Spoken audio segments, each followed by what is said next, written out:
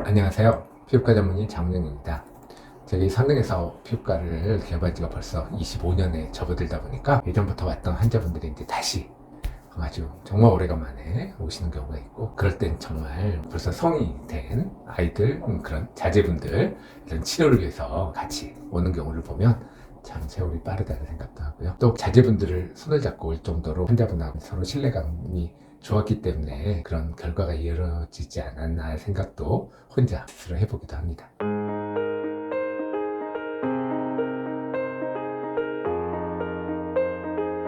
가끔 이제 치료를 쭉 돌이켜보면 2000년대 초반, 중반에 굉장히 선풍적인 인기를 끌었던 치료가 있습니다. 프락셀이라고 하는 레이저죠. 그 당시는 정말 온 얼굴에 다 프락셀을 했던 것 같아요.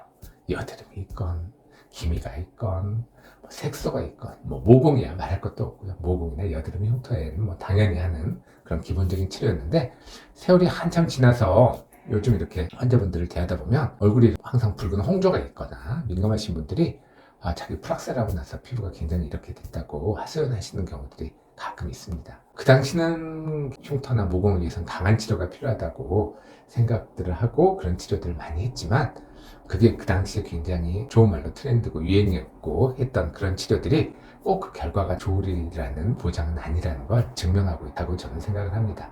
그 당시에도 저는 그렇게 프락셀을 막 권하지는 않았던 것 같고요. 꼭 필요한 부분은 부분적인 치료를 하지, 온 얼굴을 막 뒤집어 버리는 그런 치료들은 일단 환자분들이 너무 일상생활에 지장도 있고 가렵고 막 진물 나고 이런 거 과정들을 너무 힘들어하는 걸 봤기 때문에 되도록이면 그런 치료들 제가 썩 권하지 않았던 그런 기억이 있습니다.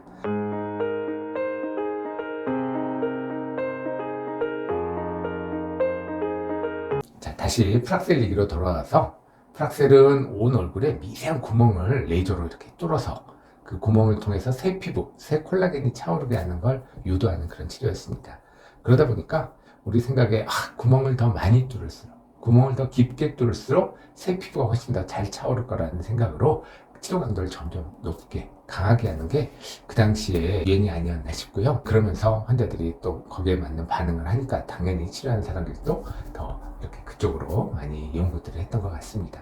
자, 그렇지만 요즘 사실 돌아다녀 보면 어디 가서 프락셀 보냈다는 얘기 별로 못 들어보시죠. 그만큼 그게 너무 불편하고 나올 수 있는 부작용이 너무 크다는 걸 깨닫기 때문에 그런 치료들을 한물간 치료로 되는 과정인 것 같고요. 자, 그렇다면 그런 대안으로 할 수 있는 치료, 모공이라던가 피부 결이라던가 피부 톤을 좋게 하는데, 그렇게 프락셀처럼 괴롭고 불편하지 않고 부작용의 위험성이 크지도 않은 그런 대표적인 치료가 적용해서 요즘 하고 있는 게 바로 버추어라고 하는 바늘을 이용한 고주파 치료입니다.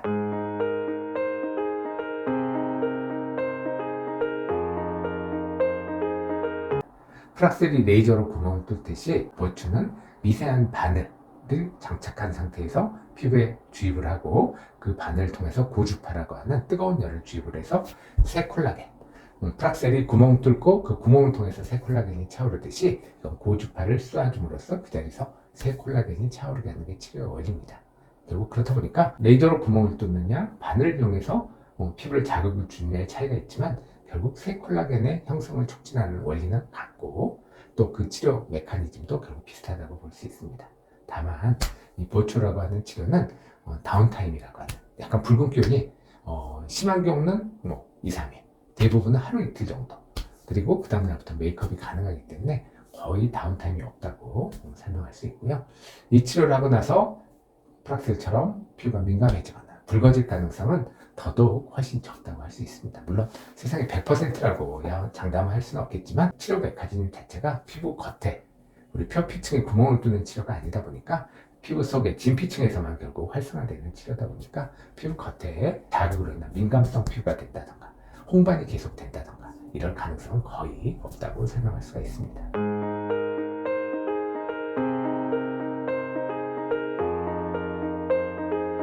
요즘도 마찬가지입니다. 유행하는 그런 치료들 있잖아요. 요즘 스킨 부스터가 유행이니까 요즘 여러 가지 막 스킨 부스터들 하고 환자분들이 가끔 물어보고 그랬을 때, 결국 어떤 치료가 유행이라는 게 있을 때는 우리 흔히 말하는 얼리 어댑터들 있죠. 내가 꼭 그걸 먼저 해봐야지 내가 직성이 풀린다, 그런 성향이 아니라면 조금 기다려보고 치료 결과가 어떤지, 치료하고 나서 사람들의 반응이 어떤지, 병원 들이고 이런 데서 계속 시간이 지나도 보통 우리가 6개월에서 1년 정도 지나면 판가름이 나거든요. 그때도 계속 광고를 열심히 하고 좋은 후기들이 올라온다. 그러면 그때쯤 가서 한번 치료를 생각해 보는 것도 제가 볼 땐 괜찮은 선택이 아닐까 싶습니다.